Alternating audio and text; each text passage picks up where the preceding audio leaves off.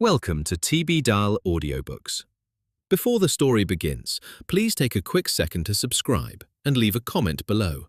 Your support keeps these stories alive. Now, enjoy the listen. This is an audiobook. Chapter 1, Part 1. Undisclosed Background. Author T.B. Dahl. Chapter 1. The Letter. The rain had been falling since morning, the kind of quiet, persistent Oslo rain that turned the city into a study in grey and silver. Water sheeted down the cafe windows in uneven tracks, blurring the bicycles chained to the railing outside and the pedestrians hunched under umbrellas along Thorvald Meyer's gate. Inside, Tim Vendelbo, the espresso machine hissed and coughed, and the air carried the dense, almost chocolatey warmth of freshly pulled shots. Riley Hunt sat in the window seat with her legs crossed and a half-finished flat white cooling between her palms. The ceramic was still warm enough to feel good against her fingers. She'd been here 40 minutes, long enough for the windows to fog at the edges and for Tara to have dismantled 2 almond pastries with the focused attention of someone performing surgery. "I'm just saying," Tara said, licking a flake of sugar from her thumb. Nobody at 22 actually believes they'll still be doing the same thing at 27, and then suddenly you're 27 and you're doing the same thing, except now you have a pension plan and opinions about interest rates. "I don't have opinions about interest rates. You literally told me last week that the Norges Bank was being too cautious." "That's not an opinion, that's an observation." Tara pointed the remains of her pastry at Riley. "That's exactly what someone with opinions about interest rates would say." Riley smiled despite herself. She lifted her cup, drank, and watched a woman outside wrestle a stroller through a puddle that had colonized half the sidewalk. The cafe was full but not loud, laptops open on most tables, a couple near the counter sharing headphones, the barista grinding beans in short mechanical bursts, normal Wednesday noise. The kind of afternoon that didn't ask anything of you. 5 years out of university. Tara shook her head. That still doesn't sound real. 3 years for you. 3 for undergrad, then the master's dragged on because my advisor kept changing the scope. I'm counting it as 4 out of spite. Tara broke off another piece of pastry. But you came back from Yale and just hit the ground running. Job, apartment, the whole trajectory. Like you had a blueprint. Riley turned the cup slowly on the saucer. "It wasn't a blueprint. I just didn't want to lose momentum. See, that's the thing about you. You make discipline sound like a personality trait instead of a coping mechanism." The words landed lighter than they read, but Riley caught the edge underneath. Tara had a way of wrapping sharp observations in soft packaging. It was what made her good at her job, and occasionally difficult to deflect. "I'm coping fine." "I know you are." Tara's green eyes held steady. "That wasn't a criticism, it's just, you went to an Ivy League school, came home, got hired by Ericsson and Lindgren before the ink on your visa was dry, and now you brief people who brief people who brief the Prime Minister. That's a lot of forward motion without much looking around." "I look around." "You analyze around. It's different." Riley opened her mouth to argue and then stopped, because Tara was at least partially right. Looking around implied curiosity without agenda. Riley's version of looking around involved reading a room for power dynamics, scanning a news cycle for the story beneath the story, or walking through a neighborhood and noticing which buildings had changed hands and what that suggested about capital flows. Even her morning runs along the Akerselva felt like data collection. The water level, the construction cranes, the seasonal shifts in who used the path and when. She drank the last of her flat white. The foam left a thin crescent on the inside of the cup. "Okay," she said, "fair, but for the record, I went to a museum last month." "The Munch Museum, for a client event."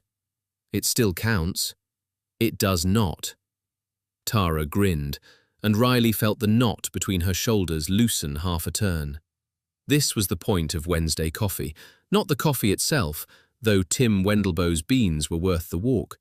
But the hour when she could stop performing competence and sit across from someone who'd known her long enough to see through it, at a gallery opening in Tjuvholmen where neither of them knew the artist. Tara was working communications at the Munch Museum and had been sent to photograph the crowd. Riley was there because a colleague had given her the invitation and she'd had nothing else planned for the evening.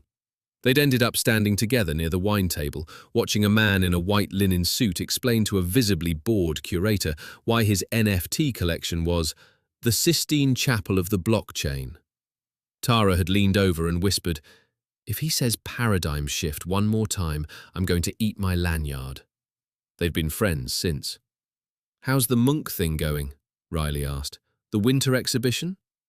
"We're calling it Interior Frequencies now, which sounds like an album title, but the curator's happy, so I'm happy." Tara pushed her empty plate to the side. "Honestly, it's fine. The press kit is done, the sponsorship deck is done. I'm in that weird liminal phase where everything's submitted and nothing's approved, and I just sit at my desk refreshing my email like it's a slot machine." "That's most of my job too." "No, your job is telling important people they're wrong about geopolitics. My job is telling journalists they're important." Riley laughed. A real one, the kind that came up from her chest rather than being shaped by social reflex.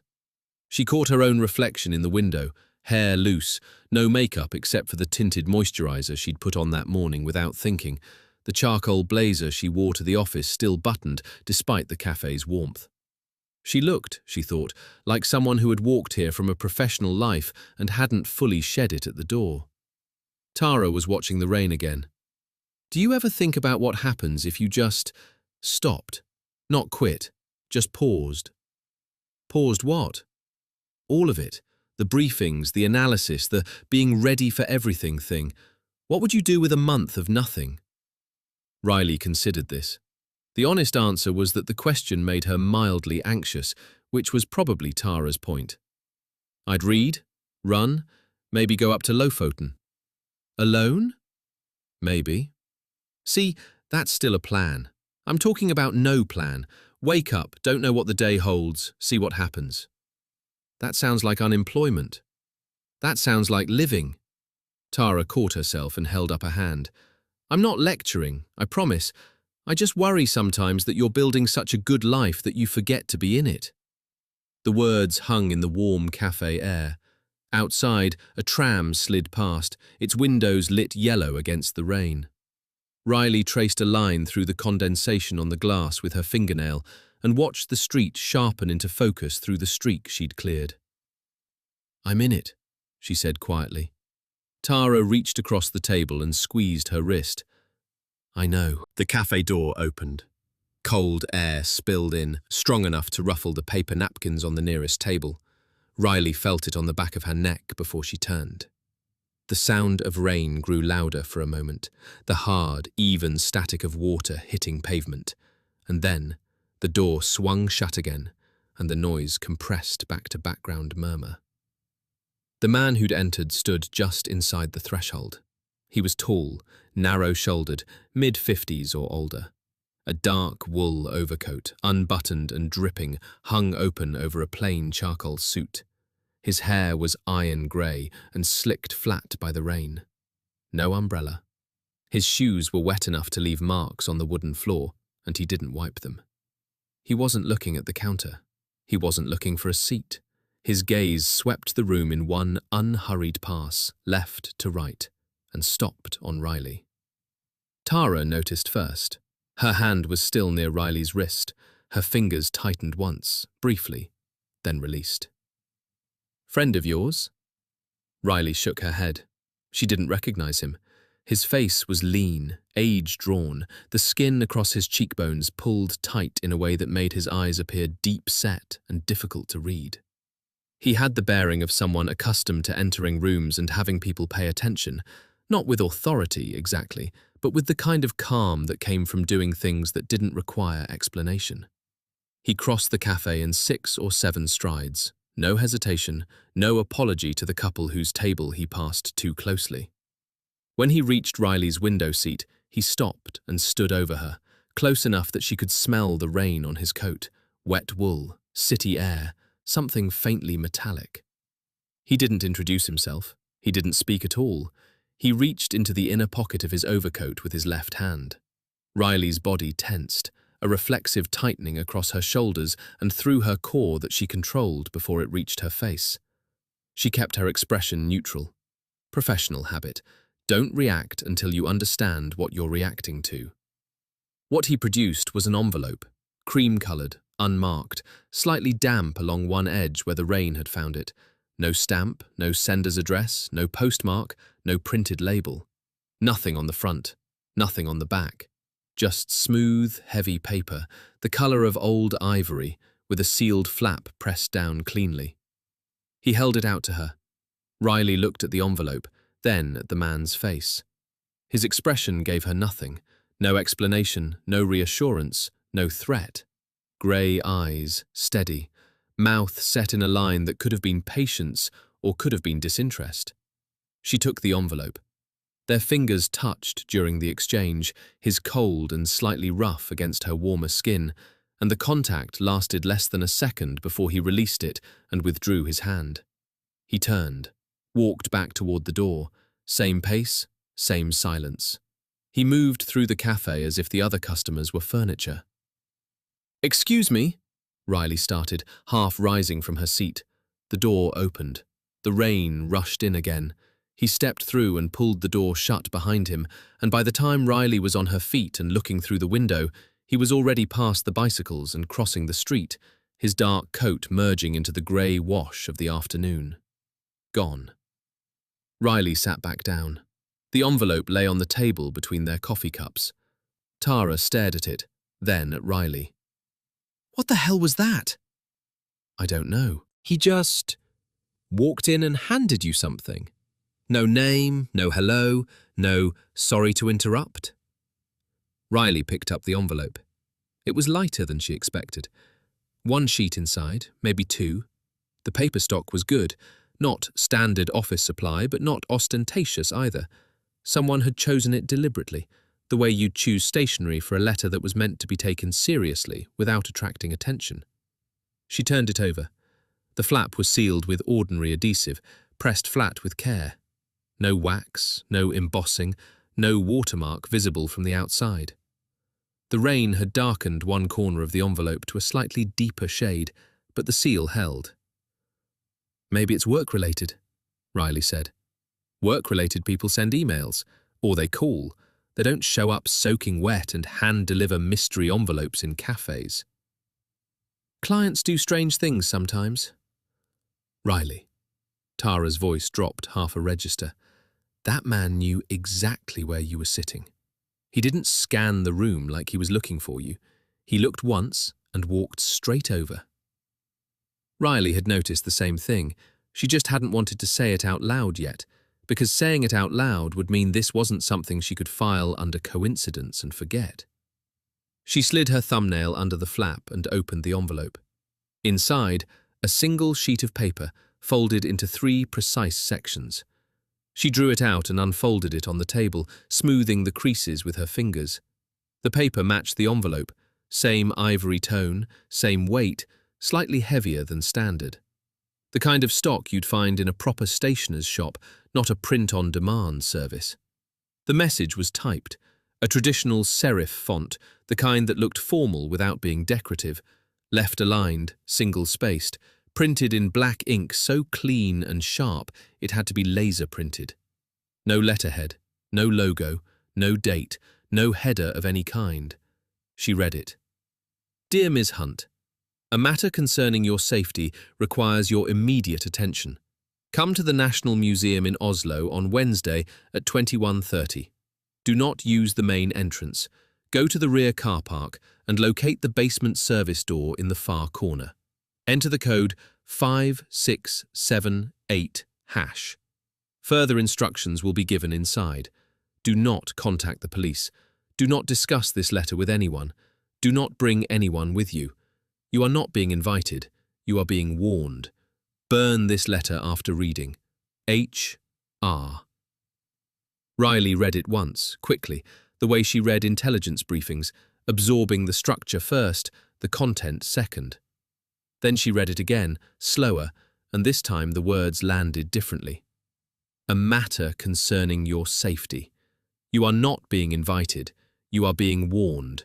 H.R. Her pulse had not accelerated. That was the strange part. She could feel the information settling into her nervous system, but her body hadn't caught up yet.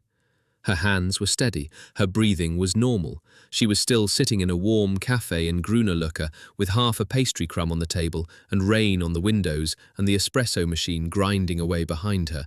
And none of that had changed, but something underneath it had shifted, like a foundation crack you couldn't see yet, but could feel in the way the floor no longer sat quite level. "Riley!" She looked up. Tara had gone still. Her usual animation, the quick expressions, the restless hands, had paused. She was watching Riley the way she watched her when she suspected Riley was about to rationalize something that shouldn't be rationalized. "What does it say?" Riley folded the letter along its original creases and placed it back in the envelope. She was aware of the gesture as she made it, controlled, deliberate, buying herself 3 seconds of processing time. "It's an invitation to a meeting." "From who?" "It's signed with initials, H.R. "H.R. as in human resources?" "I don't know what H.R. means." "Where's the meeting?" Riley hesitated. The letter had been explicit. Do not discuss this letter with anyone. A professional part of her brain was already cataloguing the instruction, filing it alongside the dozens of confidential briefings and embargoed reports she handled routinely, the reflexive discipline of information control. But Tara wasn't a client, and the man who delivered the envelope hadn't earned the kind of trust that came with legitimate confidentiality. "The National Museum," Riley said. "Tonight, 9:30. "Tonight?" Tara's eyebrows pulled together. "The museum closes at, what, 6? 7? "That's the point. It's not a public meeting." "What do you mean?" "The letter says to enter through a service door in the rear car park. There's an access code." Tara leaned back in her chair. The wood creaked. Behind her, someone at the counter laughed at something the barista said, and the ordinary sound felt abruptly distant, as if the cafe had split into 2 rooms, theirs and everyone else's. "Riley, that sounds like a setup." "I know how it sounds." "No, listen to me. A stranger walks in, won't speak, hands you a letter, disappears. The letter says come to a locked basement alone at night and don't tell the police. This is the opening scene of a crime podcast." Riley almost smiled. Tara's instinct was right. The delivery, the anonymity, the specific instructions, the warning not to seek help, every element had been designed to isolate the recipient. She knew this because she'd studied exactly this kind of communication in her work. Authoritarian regimes did it. Intelligence services did it. Organizations that wanted to control someone's behavior started by controlling the information environment around them. And yet, a matter concerning your safety. The sentence was specific enough to register and vague enough to resist dismissal. It didn't say a matter of great importance or an opportunity or a request for your expertise. It said safety, her safety, which meant either the sender was manipulating her with fear or the sender believed she was in danger and wanted her to believe it too. Both possibilities required attention. "What are you thinking?" Tara asked. She'd pulled her cardigan tighter across her chest, and her voice had shifted from incredulous to careful. She could see Riley calculating. "I'm thinking about who knows I'd be here." "Here? In the cafe?" "We come here most Wednesdays. Same time, same table when it's free. That's a pattern. Patterns are observable." Tara's mouth opened, then closed. Riley could see her working through the implication. If someone knew Riley's routine well enough to intercept her in a cafe, they'd been watching long enough to learn it. "You're telling me someone's been following you?" "I'm telling you that hand-delivering a letter to a specific location means the sender knows the recipient's movements. That's not casual. It requires either surveillance or access to someone who knows my schedule." "Riley, that's—" "I know." The cafe noise closed in around the silence between them. A chair scraped. Someone's phone buzzed on a tabletop. The barista called out a name. Riley turned the envelope over in her hands, feeling the paper's weight, its texture, slightly heavier than it needed to be. Good quality but not extravagant, chosen with care but not with vanity. "Let me see it," Tara said. Riley passed the envelope across the table. Tara pulled the letter out and read it. Her face changed as she moved through the lines, curiosity, then tension, then something harder. "Burn this letter after reading." She looked up. "Who says that?" "Someone who doesn't want the letter found. Or someone who watches too many spy movies. The two aren't mutually exclusive." Tara put the letter down flat on the table and pressed her palms over it, as if pinning it in place. "You're not going." "I didn't say I was going." "You didn't say you weren't, and I know your face, Riley. You've got that look." "What look?" "The one where you've already decided something, but you're going to let me argue for another 10 minutes so I feel like I had input." Riley exhaled through her nose. The observation was uncomfortably accurate. She was already running scenarios. If the letter was legitimate, if someone genuinely believed she was in danger, then ignoring it was its own kind of risk. If the letter was a trap, then the information it contained was still valuable. Someone knew her name, her location, and wanted her at a specific place at a specific time. Either way, the letter had already changed something. Not going wouldn't undo the fact that it existed. "I'm not going to do anything reckless." Going to a locked museum basement alone at night, based on instructions from an anonymous stranger, is, by definition, reckless. "I hear you." "But—" Riley looked out the window. The rain had softened to a fine mist. The street gleamed. Across the road, a woman in a red jacket walked a small dog past the bookshop, and for a moment the scene was so ordinary that the letter on the table felt like an object from a different dimension, something that had been slipped into the wrong life. "But I can't pretend I didn't get it." Tara rubbed her face with both hands. When she lowered them, her expression was the one Riley recognized from the nights when Riley worked too late, pushed too hard, went too quiet. The expression that said, "I can't stop you, but I'm going to make sure you know I'm worried before you go." "HR," Tara said. "2 letters, that's all you have." "For now." "It could be anyone, a recruiter, a crank, someone with a grudge." "Could be. It could also be someone dangerous." Riley picked up the letter and folded it again. The creases were already beginning to soften from handling. She slid it back into the envelope and placed it inside her blazer pocket, where it rested against her ribs like a second heartbeat. "That's what worries me," she said. They left the cafe 15 minutes later. The rain had thinned to a fine veil that hung in the air more than fell, the kind that soaked through a coat so slowly you didn't notice until your shoulders were damp.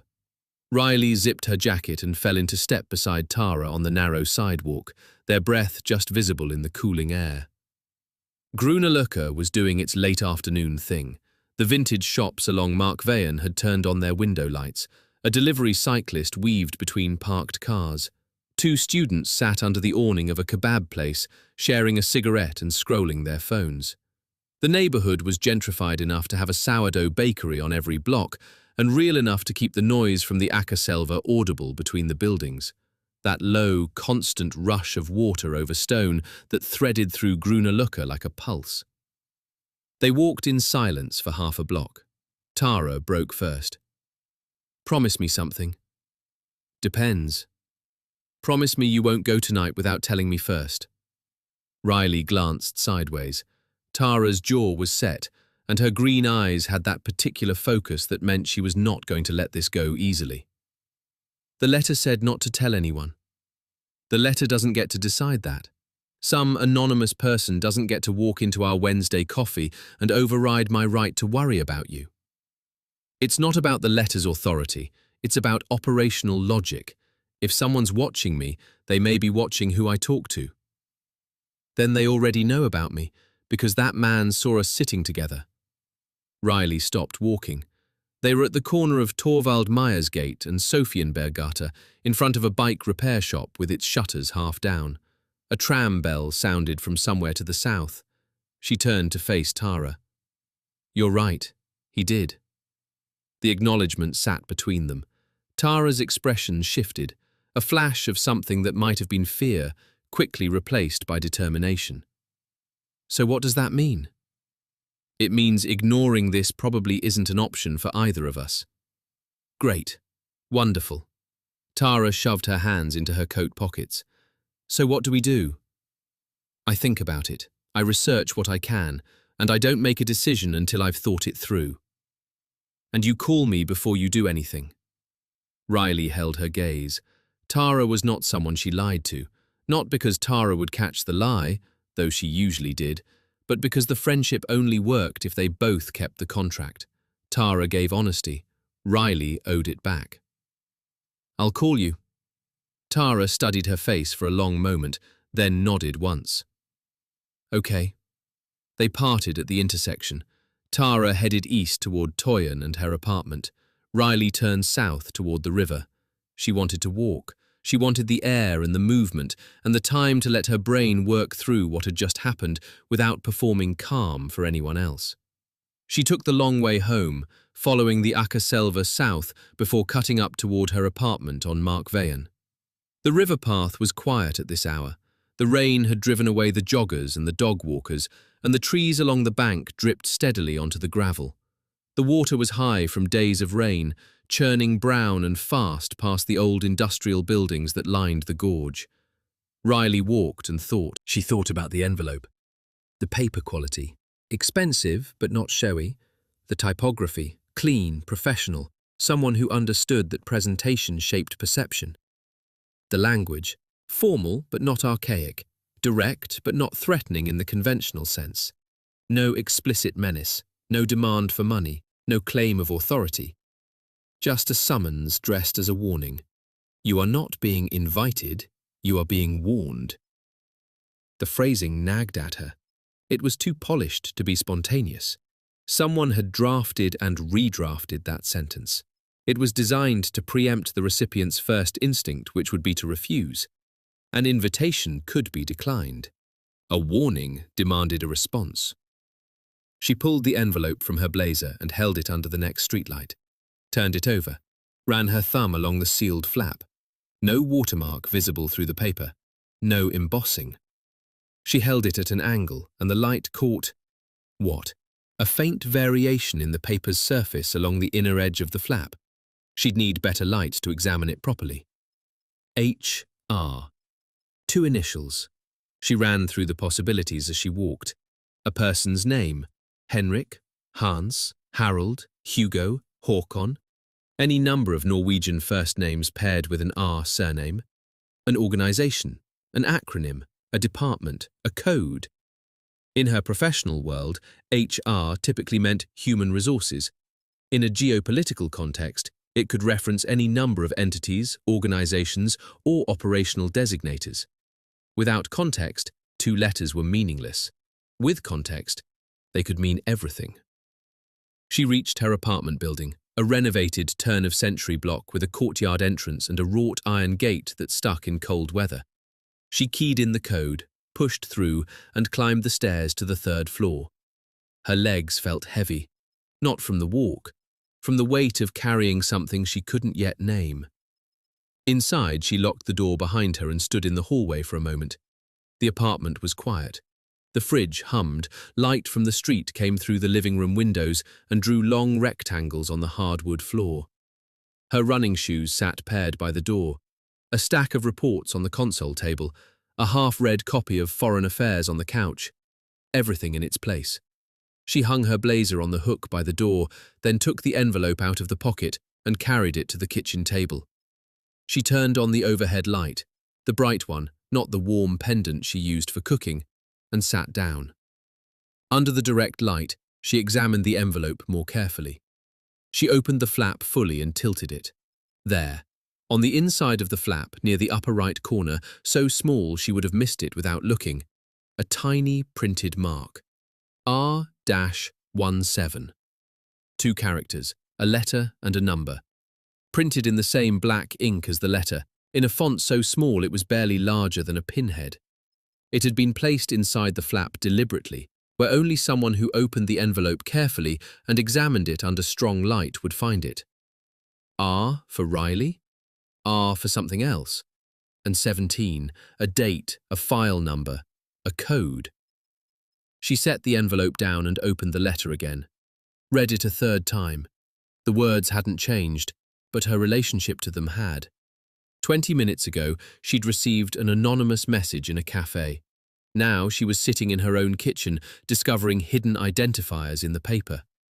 Riley picked up her phone, opened her browser, typed HR Oslo and got human resources listings, typed HR Norway political and got parliamentary committee results, typed HR initials organization and got nothing useful, typed National Museum Oslo basement access and got architectural diagrams from a design magazine article about the 2022 renovation.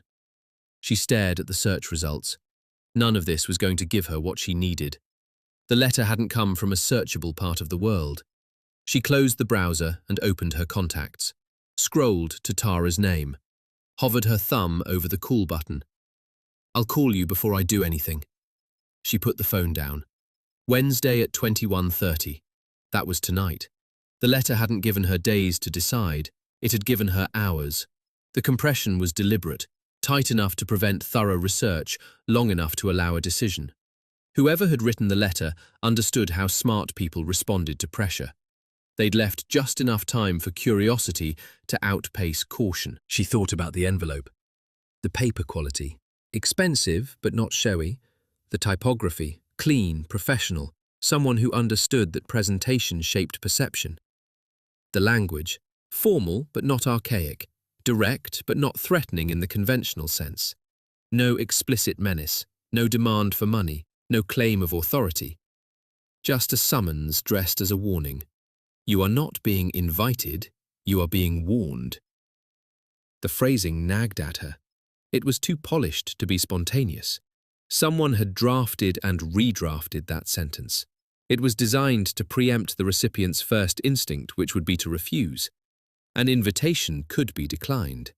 A warning demanded a response. She pulled the envelope from her blazer and held it under the next streetlight, turned it over, ran her thumb along the sealed flap. No watermark visible through the paper, no embossing. She held it at an angle and the light caught, what? A faint variation in the paper's surface along the inner edge of the flap. She'd need better light to examine it properly. H.R. 2 initials. She ran through the possibilities as she walked. A person's name. Henrik, Hans, Harold, Hugo, Håkon. Any number of Norwegian first names paired with an R surname. An organization, an acronym, a department, a code. In her professional world, HR typically meant human resources. In a geopolitical context, it could reference any number of entities, organizations, or operational designators. Without context, 2 letters were meaningless. With context, they could mean everything. She reached her apartment building, a renovated turn-of-century block with a courtyard entrance and a wrought iron gate that stuck in cold weather. She keyed in the code, pushed through, and climbed the stairs to the 3rd floor. Her legs felt heavy, not from the walk, from the weight of carrying something she couldn't yet name. Inside, she locked the door behind her and stood in the hallway for a moment. The apartment was quiet. The fridge hummed, light from the street came through the living room windows and drew long rectangles on the hardwood floor. Her running shoes sat paired by the door, a stack of reports on the console table, a half-read copy of Foreign Affairs on the couch, everything in its place. She hung her blazer on the hook by the door, then took the envelope out of the pocket and carried it to the kitchen table. She turned on the overhead light, the bright one, not the warm pendant she used for cooking, and sat down. Under the direct light, she examined the envelope more carefully. She opened the flap fully and tilted it. There, on the inside of the flap, near the upper right corner, so small she would have missed it without looking, a tiny printed mark. R-17. 2 characters, a letter and a number. Printed in the same black ink as the letter, in a font so small it was barely larger than a pinhead. It had been placed inside the flap deliberately, where only someone who opened the envelope carefully and examined it under strong light would find it. R for Riley, R for something else, and 17, a date, a file number, a code. She set the envelope down and opened the letter again. Read it a third time. The words hadn't changed, but her relationship to them had. 20 minutes ago, she'd received an anonymous message in a cafe. Now she was sitting in her own kitchen, discovering hidden identifiers in the paper. Riley picked up her phone, opened her browser, typed HR Oslo and got human resources listings. Typed HR Norway political, and Riley got up, filled the kettle and made tea she didn't want. She stood at the counter and held the mug without drinking, watching steam rise and dissolve into the kitchen air. A matter concerning your safety requires your immediate attention. She was a geopolitical advisor. She analyzed threats for a living. She briefed clients on political risk, regime behavior, economic coercion, information warfare. She understood how states pressured individuals. She understood the architecture of intimidation. But understanding it professionally and experiencing it personally was separated by a gap she was only now beginning to measure. She set the mug down, picked up the letter. Do not contact the police. Standard isolation language. Every intelligence playbook in the world included some version of that instruction, because the first thing a frightened person does is reach for institutional protection. The letter anticipated that reflex and preempted it. Do not discuss this letter with anyone. She'd already broken that instruction. Tara knew. That was either a mistake or a necessary one, and Riley wasn't sure yet which. Do not bring anyone with you. Control of the environment. Whoever was running this meeting wanted to dictate the terms, location, timing, access, and number of participants. Classic asymmetric advantage. The person who sets the conditions holds the power. Enter the code 5678#, a working access code for a government-funded national museum. That implied either inside access, a staff member, a security contractor, a systems administrator, or the ability to obtain one through compromise. The story continues in the next chapter, so make sure to subscribe, leave a comment with your thoughts, and share this video with fellow book lovers.